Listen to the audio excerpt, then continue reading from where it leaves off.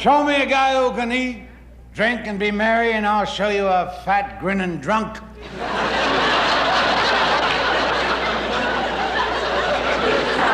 Jackie, you do look beautiful. I won't say you're getting fat, but the June Taylor dancers could use your pants for a dressing room.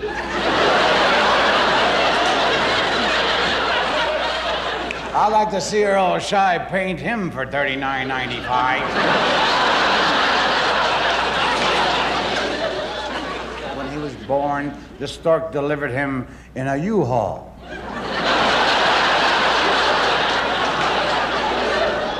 You've heard of support stockings. He wore a support diaper. He was born in Brooklyn, New York, in the poorest of neighborhoods, and I mean poor. Anyone who paid their rent on time was arrested for suspicion of robbery.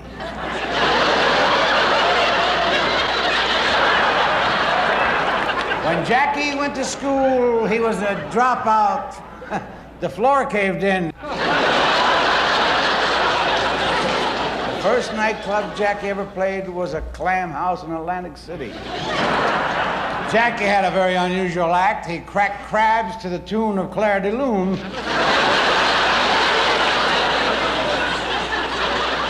Then came Jackie's success on television, The Honeymooners.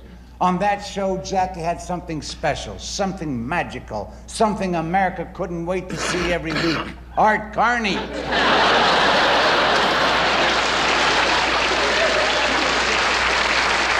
And for Art's performance on that show, the Television Academy gave Art an Emmy. Jackie, the way Art carried you, they should have given him a truss.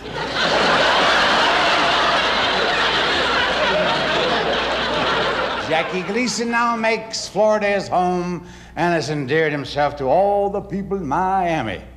Each New Year's Day, he allows the Orange Bowl Committee to use his body as a float.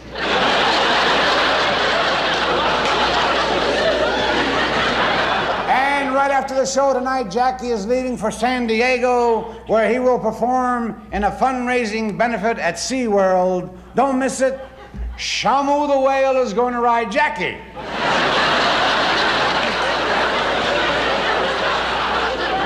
Phyllis Diller is here for several reasons. She's a nice woman, a funny lady, and she keeps crows out of the room.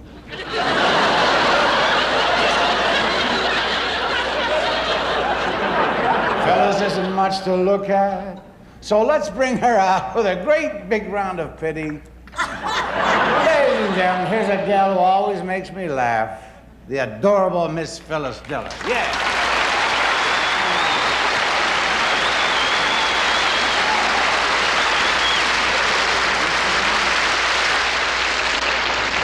Well, I can't tell you what a thrill it is to be here honoring the man from Flab.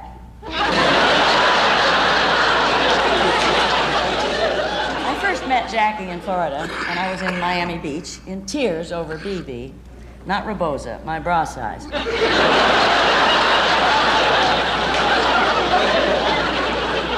I wanted so much to get on television, so I auditioned for the June Taylor dancers, but Miss Taylor said that I needed alterations.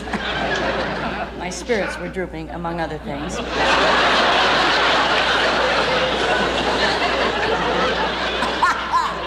Jackie said he was looking for long-stemmed roses, and I had varicose veins. I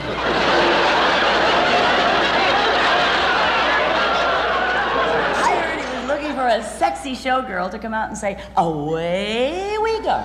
I applied, and Jackie said, "Go away." But I offered him my body, and he said, "No thanks. I throw away my empties."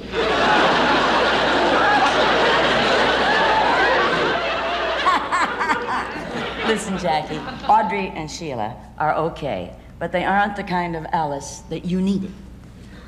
Sheila walking around in that $2 dress and the $65 permanent.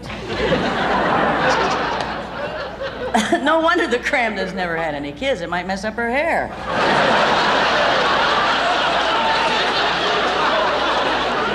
And Audrey used to greet you at the door with that sweet, delicate, feminine voice of hers. "Hiya, Ralph." Sounded like she inhaled a clothespin.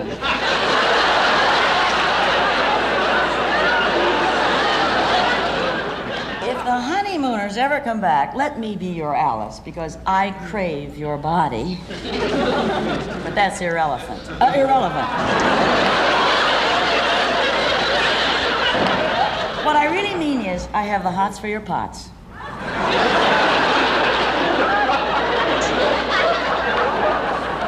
You'd never think of food with me, only pure passion. See, I would satisfy you. To women, diller may be a killer, but to men, Philly's a dilly.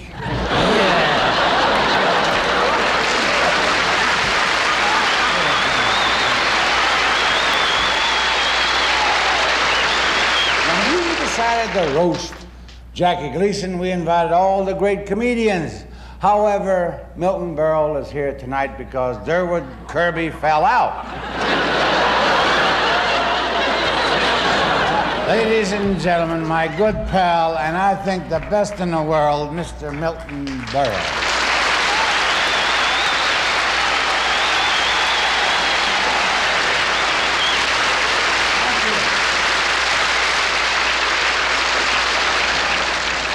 Dean, you are to comedy what Ernest Borgnine is to tap dancing. He's brilliant, this man. What a mind. He thinks Cicely Tyson is an Italian restaurant.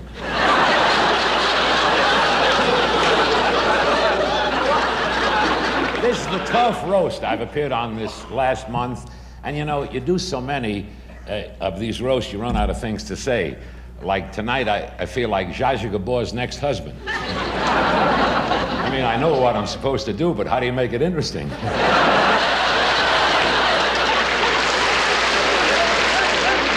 This is really a great array of stars. I understand, by the way, that President Ford was supposed to fly in from Washington on Air Force One, but he couldn't remember the number of the plane.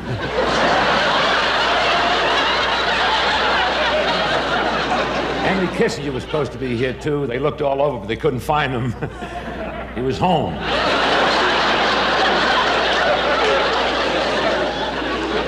Jackie, incidentally, the June Taylor dances may be here a little later. The last we heard of them, they were on the Santa Ana freeway forming a flower.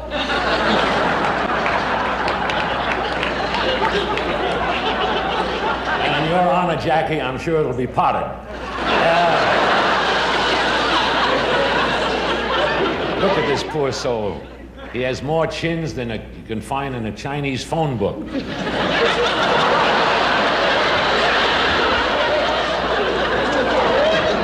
But you... Pardon me. I got so much gas, I'm being followed by Arabs.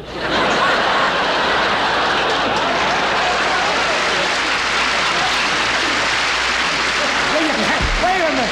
Listen, you can't help it. On this dais, nothing but winos and drunks. I never saw so much drinking in my life. And you know what would be funny? If Dino's the one who drives us all home.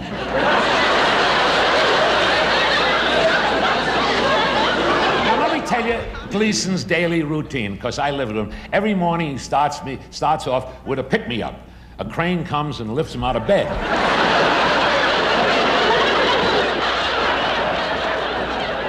After that, he has breakfast, coffee, and toast. He doesn't like orange juice, so he goes out and squeezes Anita Bryant.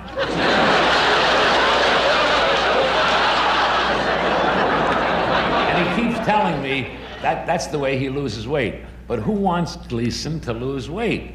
Once you've seen a side of beef, it's hard to get used to a slice of ham. After breakfast, Gleason is out on the golf course. And I've played golf with him, and I must admit, Jackie, he's a great golfer, ladies and gentlemen. But at times, he has a tendency to hook his shots. I can't understand it, because Gleason just isn't built right for a hooker, you know.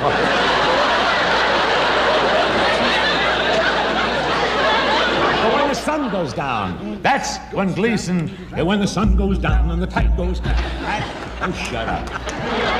When the sun goes down, that's when Gleason really starts to live. He loves to party, loves to booze it up, loves to stay up all night. This man has seen dawn more than Tony Orlando.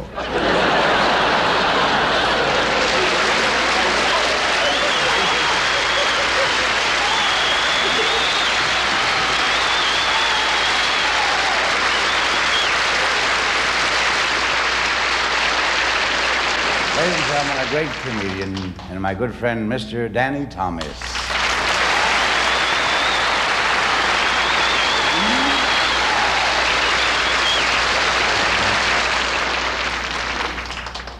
Dearly beloved, we have gathered here this night. I am tonight absolutely thrilled witnessing this remarkable sight. Gleason being roasted and Dean's already stewed. You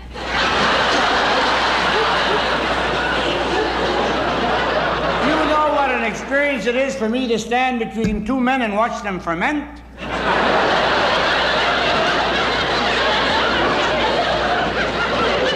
My friend, you have got to change your lifestyle. There's still time. Give up this life of sin, drunkenness, and gluttony. Those are 3 of the 7 deadly sins. You're going to wind up in hell. You think you're being roasted up here? Wait till they get you down there. You'll spend an eternity on a rotisserie. I guarantee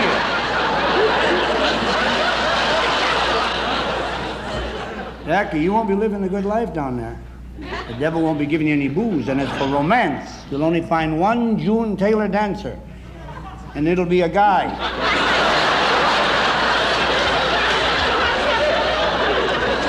Big Jack, don't think me insensitive. I know your problems. I know the problems of man. You're torn between 2 faiths. You're a Reformed Catholic and an Orthodox drunk.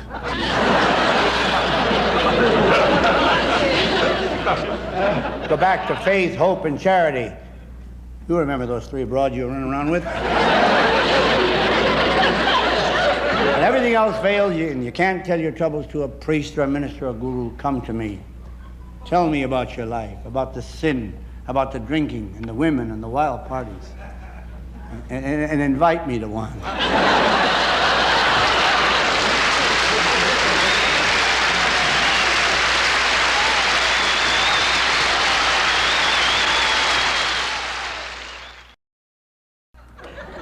Jackie, a lot of your friends and admirers couldn't be here tonight. Yes.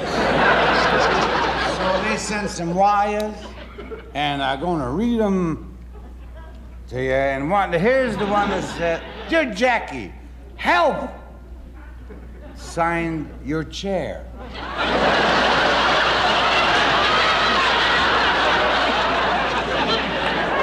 Here's one from the American Society for the Preservation of Culture. "Dear Mr. Gleason, a great talent like yours should be preserved for posterity. We have prepared a time capsule to be opened 1,000 years from now. Please report Tuesday and bring toothbrush and pajamas."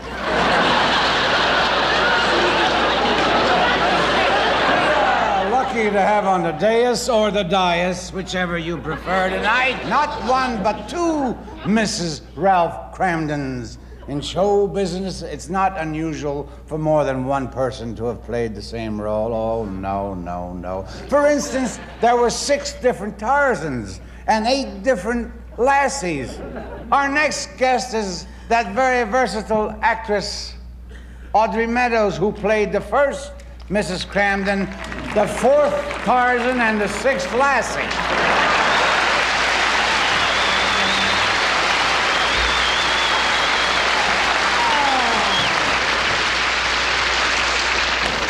You know, I worked for Jackie for quite a few years.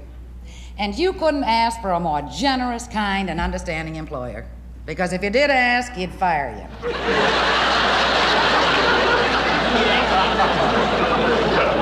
And it was Jackie who was the pioneer for women's lib. Most of you don't realize that. Long before Gloria Steinem and Betty Friedan, Jackie had the idea of having the first woman astronaut. It's true. Don't you remember every week he used to say to me, "Alice, you're going to the moon." Now, let's talk about Jackie's movie accomplishments. Not the ones that he was in, the ones that he influenced. One day, he was floating on a raft in his swimming pool. and he rolled over. Some guy saw him. The Poseidon Adventure.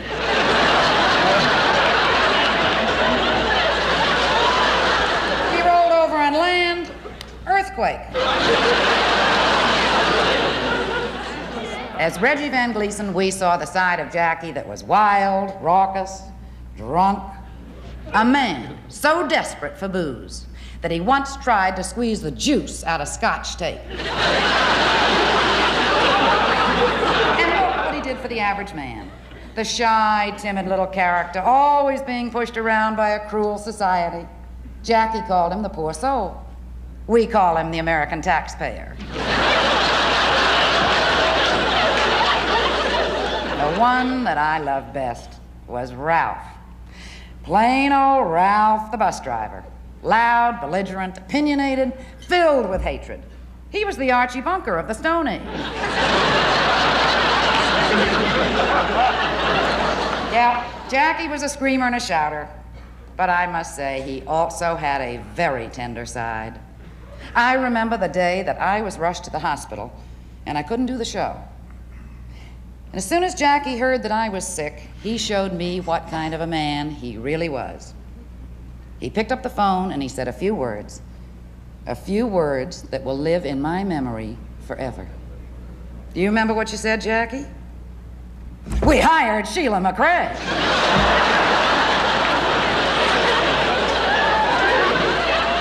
So, Jackie, in memory of those wonderful days, I have a few little gifts that I'd like to present to you. This, you may remember, is a book that you gave me when we first met, entitled 101 Ways to Fall to the Floor with Dignity. A rare 8x10 photograph of the Jackson 5 having their shoe shine by Lester Maddox.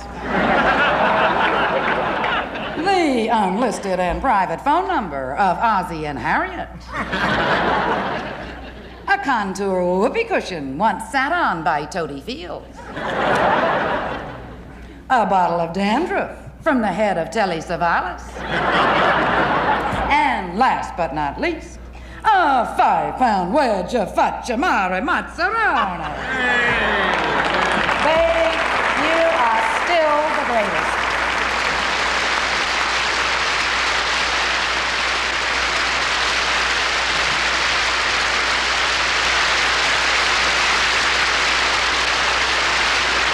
The man I'm about to introduce has won international acclaim for his starring role in... Ladies and gentlemen, my good buddy, Mr. Gene Kelly.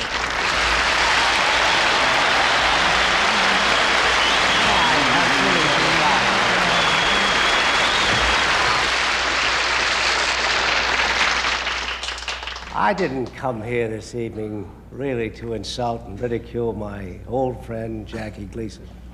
He has too many other dear friends for that.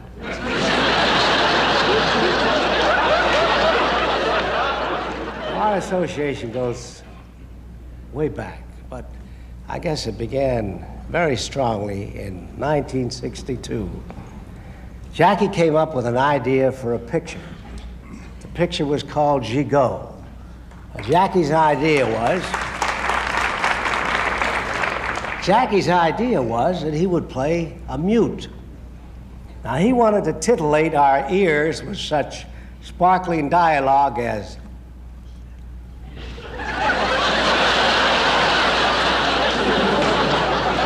That was genius, because back in 1962, we had Panavision, VistaVision, and Todd A.O. sound, but he wanted to make a silence. Jackie asked me to be the director of this visionary project. And I said, me? Attempt to direct this peerless, perky, pugnacious, proud pachyderm of prankery? Do I dare? I mean, do I dare? Don't look at me. I'm still working on that pretty, perky, porky, piggy stuff you just said there. $100 says you can't say it again. What do you mean, peerless, perky, pugnacious, proud pachyderm of prankery?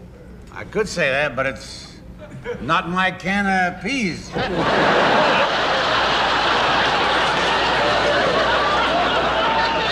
Well, I was about to say, before being interrupted by our Sicilian souse, I took the job on Gigot, and we did the film in France, where Jackie behaved very well, contrary to everything you heard about tonight. He never guzzled on the set. Of course, between scenes, he'd slip out the back alley and siphon a wino, but... So that's who stuck the rubber hose down my throat.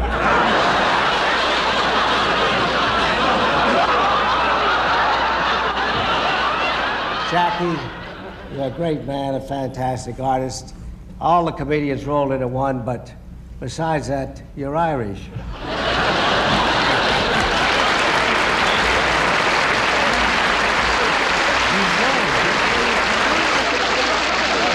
Here's one of my favorite funny men, Mr. Nipsey Russell.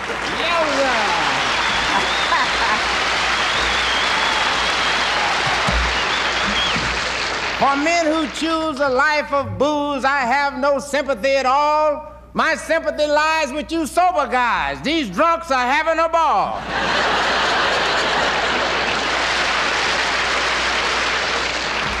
And Jackie Gleason is the greatest. He may never be as good as he once was, but he's as good once as he ever was.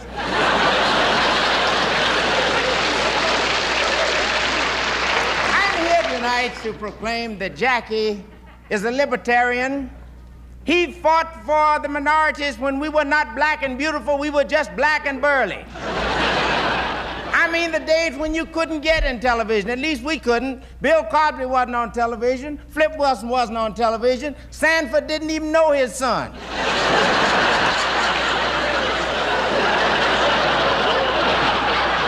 You didn't even see a Negro in the commercials, and I know darn well we got bad breath and dandruff.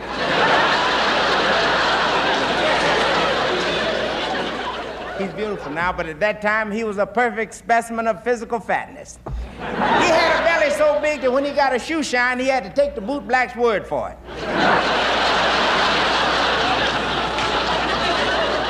I leave you with one word. Mother Nature and Father Time can't get together, it seems, because by the time we learn the game, we're too old to make the team. Bless you.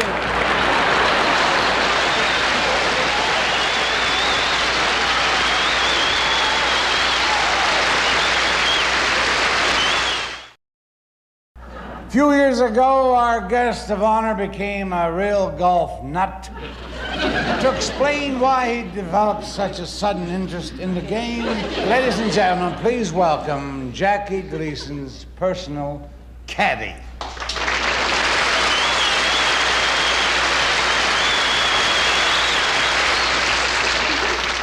Oh, fatty of the fairways. To tell the truth, I'm a little frightened. 1,000 people out there, and it's almost enough to scare the pants off me.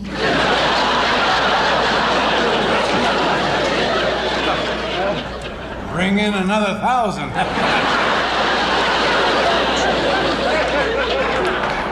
Oh, Mr. Martin, you Puerto Ricans have such a wonderful sense of humor.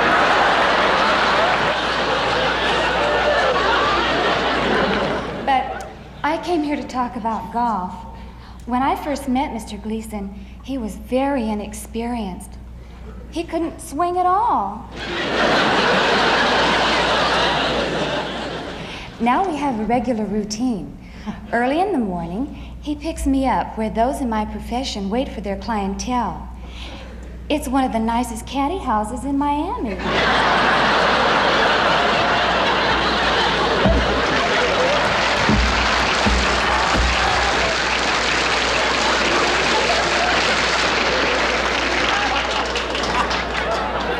Then we leave several hours later. And we go out to that big green thing with all the holes in it.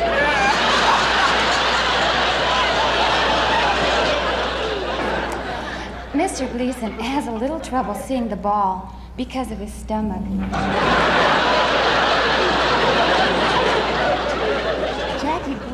one side of me and Dean Martin on the other. A little girl like me standing here with two biggies.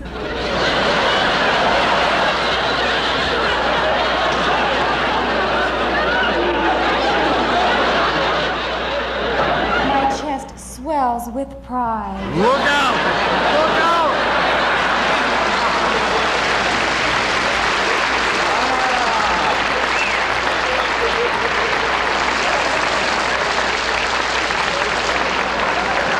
That was the gifted actress, Miss Sandy Hurt.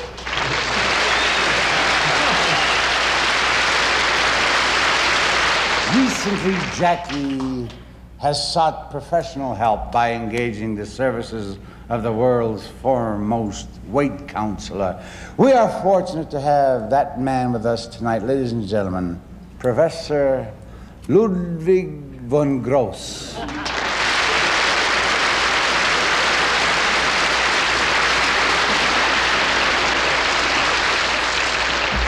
Could you tell us something about your background? Yes, I first studied nutrition for 4 years at Heidelberg. Then I took my master's degrees. I had 3 years at Oxford. From there, I went for my doctorate at Harvard. And incidentally, that's where I met Dr. Henry Kissinger. Where do you think he got his accent from, you know? Before he met me, he talked like Donald Duck.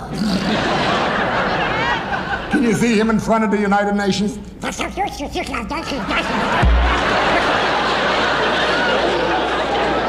Professor, may I ask you, in treating Mr. Gleason's eating problem, what was the first advice you gave him?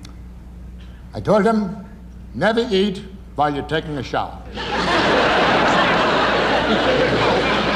First thing, your lettuce goes limp. And you can't imagine what it does to the mashed potatoes and the gravy. Oh boy, I don't know what to say. Well, that's a very interesting thesis. How did you arrive at that? Well, one day I was eating in the shower, and I was having a plate of soup. And I couldn't finish the soup. The plate of soup kept overflowing. I kept on eating the soup, and it was overflowing. Well, what did you do when Well, what do you mean? What could I do? I called a plumber. Well, what would you do if your plate was overflowing, and besides, it was ruining the crease of my pants, you know?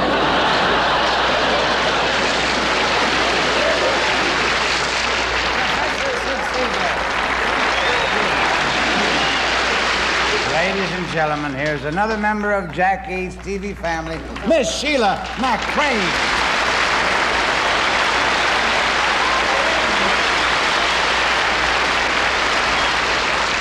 You know, being Jackie's TV wife, Alice, it was just marvelous. Being hugged and squeezed by him, it was much more important than you think. It was the beginning of violence on television.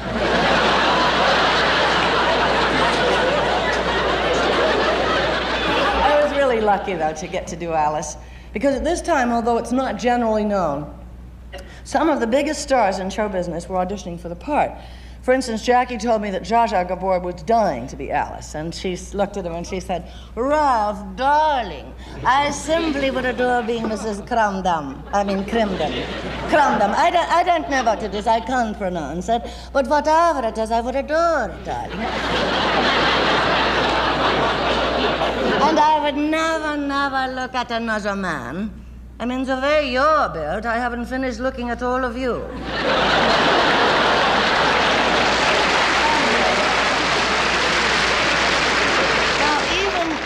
Carol Channing wanted to be Alice. Carol Channing's very elegant, and I saw the test that Carol made. She kept saying, "Ralph, oh yes, it's wonderful to be Alice. Yes." But listen, he's so cheap. I kept telling him, I kept saying, "Ralph, diamonds are a girl's best friend." So, yes. So what did you think he brought me? 2 albums by Neil Diamond. Now,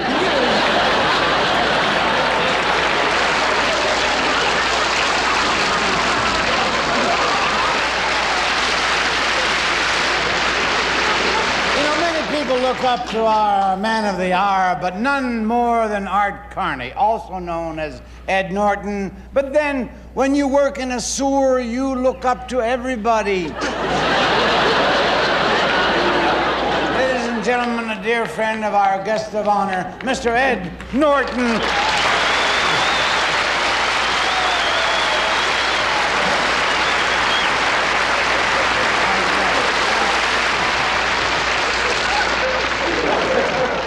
Doesn't the gym look nice tonight?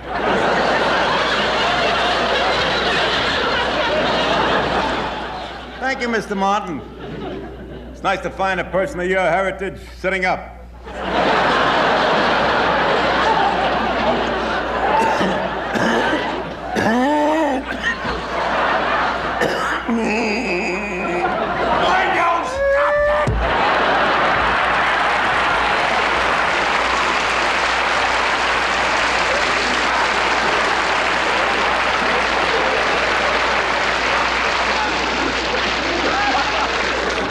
Ralphie, baby, what's this Jackie Gleason stuff?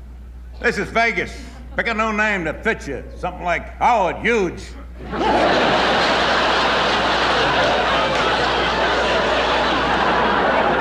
Ralph, I understand they're supposed to roast you tonight.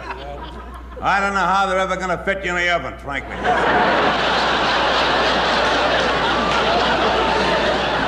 What are they honoring you for, Ralph? Driver of the year? With the black guys at this table, I figured it's got to have something to do with busing.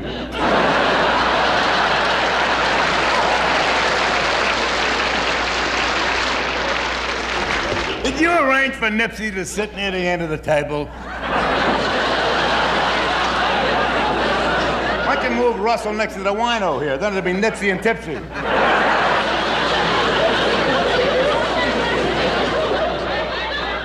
Good to see you again, my old pal, Ralphie Ford. But why did you have to leave town without even saying goodbye? Not even a word. Could have written a little farewell note and flushed it down the drain.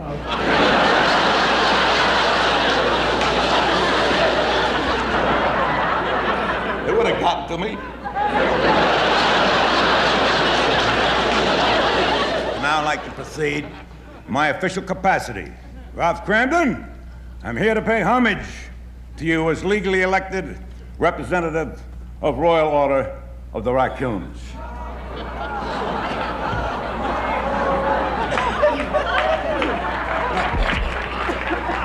Somebody walked into the room. I want to give you the old raccoon signal. Woo! Not to forget the old raccoon handshake.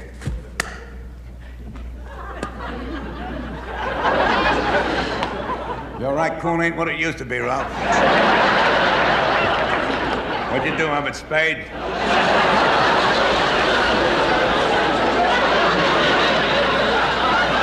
Jeez, what a dog. Well then, it is getting late. In closing, I'd like to add a few words of my own. Ralph, your sudden disappearance caused great gloom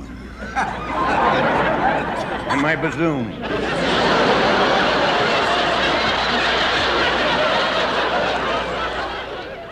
But the tides of emotion are turning.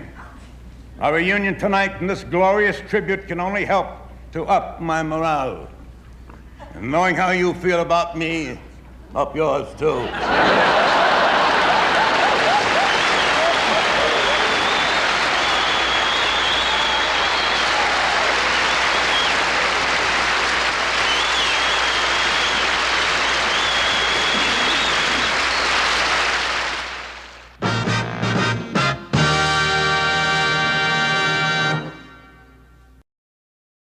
Our next guest is Frank Gorshin, who has the reputation of being a very talented impressionist.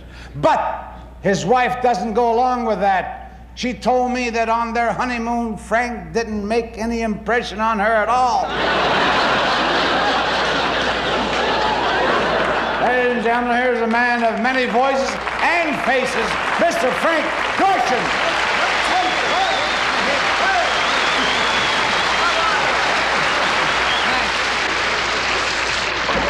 Ladies and gentlemen, Jackie Gleason started his career over 30 years ago by playing in amateur shows. He may end his career the same way by doing this one tonight.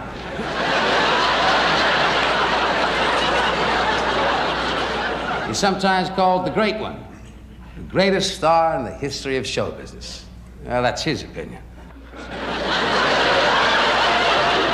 You're great. But there are a lot of great people who might object to you being called the great one.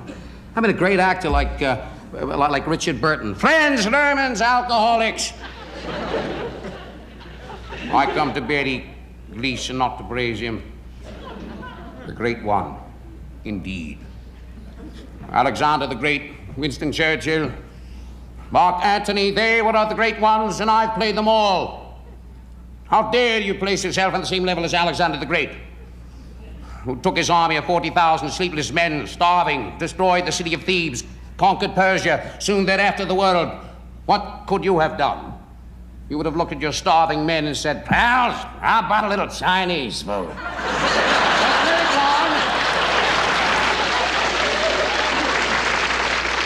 Another guy that might be upset is the greatest healer of them all, Burt Lancaster as Elmer Gantry.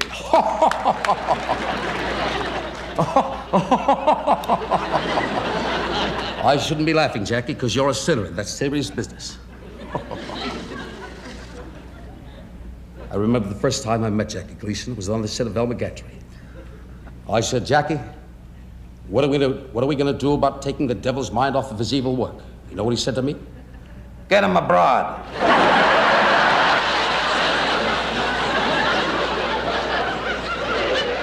I say repent, repent, you sinner. Now I'm talking to you, the devil inside of Jackie. I'm asking you to come out. I'm telling you to come out face to face with me. I want you to speak to me. I want to hear you. You, the devil inside of Jackie that makes him do all the evil things that he does. I dare you to show yourself. Oh, everybody, let's sound.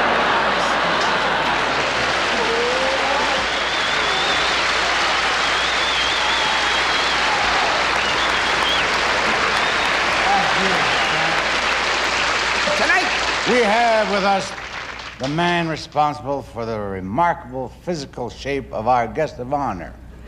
Ladies and gentlemen, one of Florida's leading medical authorities and Jackie's personal physician, Dr. Foster Brooks.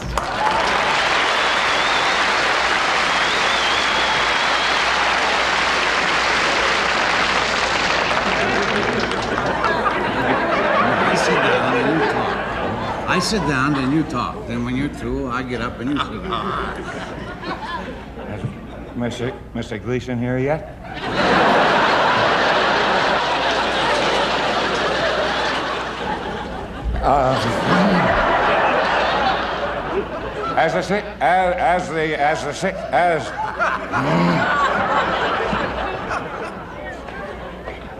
As the singing nun just told you.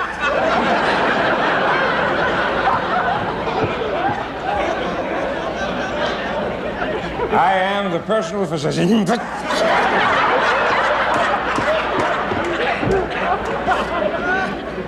I am the personal physician for Jackie Turkey.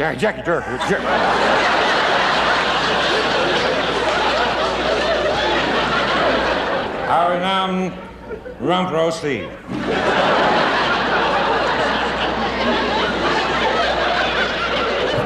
A man who is affectionately called Butterball.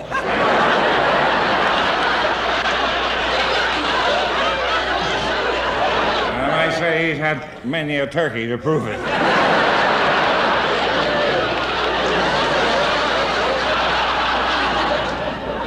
While it is true that Mr. Greaseball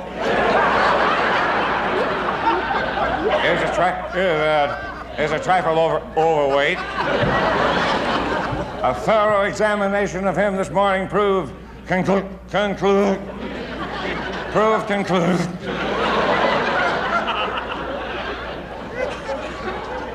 without a doubt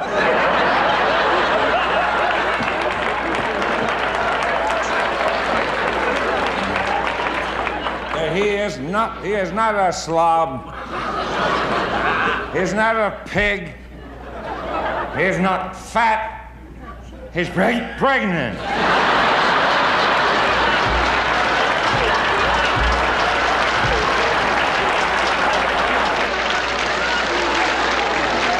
You may ask, how could old bubbly belly here get with child? The usual way.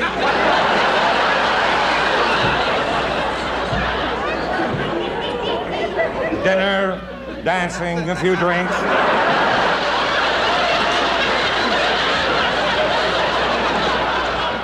He said, me have a babe. Me have a babe. Have a child. He said, that's inconceivable. I said, anything's possible nowadays. My wife had a Volkswagen. And she had it right out in front of the house.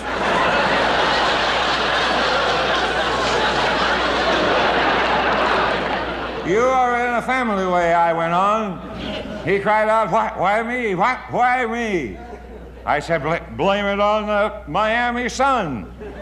You're running around in heat too long.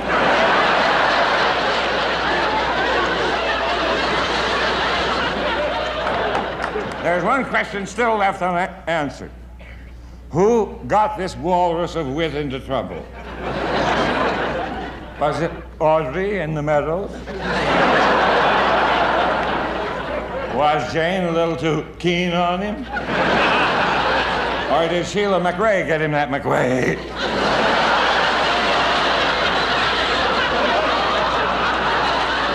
That's not important. What matters is that the baby is born healthy. Then for Big Mama here, 1975 will be a good year, as it would be for any blimp.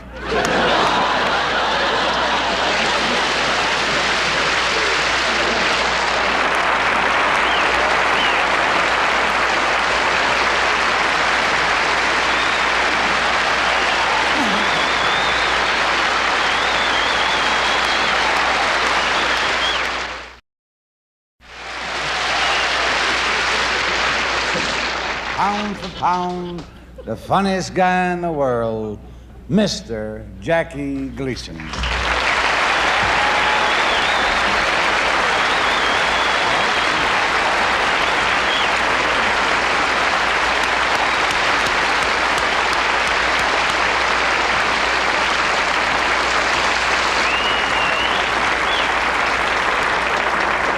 How sweet it is. But I want to say something about you, pal. You and I have simpatico.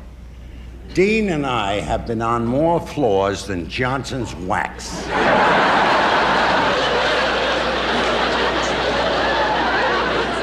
know, he's always telling jokes about me being drunk. He's never seen me drunk.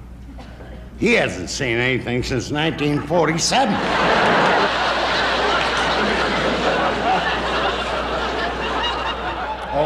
And there he is, Danny Thomas.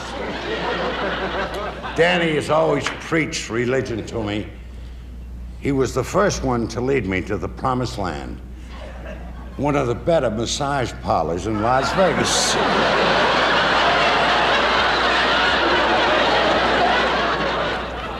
And my good old buddy Nipsey Russell. You're gorgeous. Just think, if you were white, you could have been Sammy Davis Jr.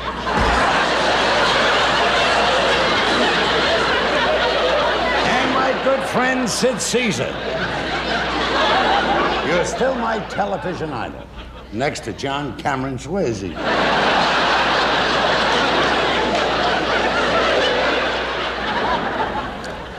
And there's my boy, Gene Kelly. Where are you, Gene?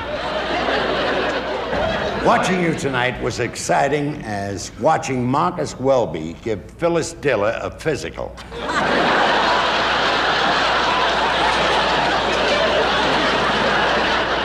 Phyllis Diller, what a pleasure to see you again. I haven't seen you since Zoo Parade was canceled. Phyllis is so skinny, she once walked by a pool room and they chalked her up.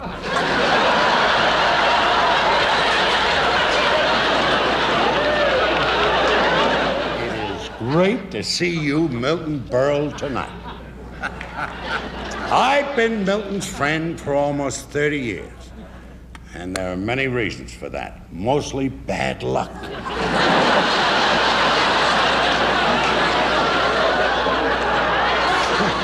Then there's that souse Foster Brooks. If they ever make my life into a movie, you play the lead.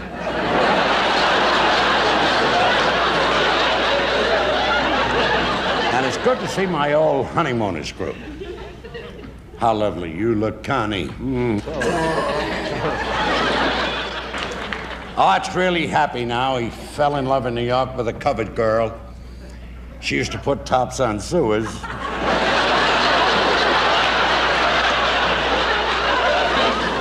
And I'm sure Art will not take umbrage to anything I said, because he doesn't know what the hell umbrage means.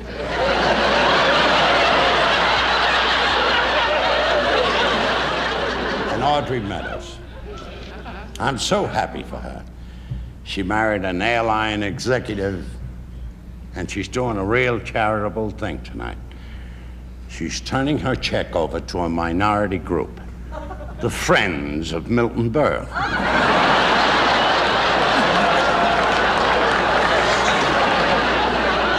I'll never forget the day she said to me that she was so important to the show that if I didn't give a $5,000 raise, she'd quit. Which brings me to Sheila McRae.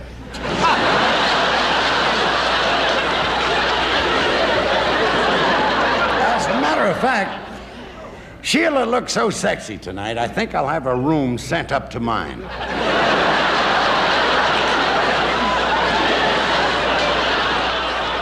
This evening has been as much fun as watching the Walton family sort cranberries.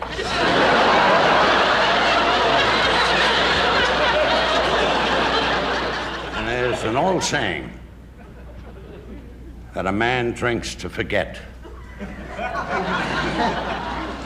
And now that the evening is over, I'm heading straight for the bar.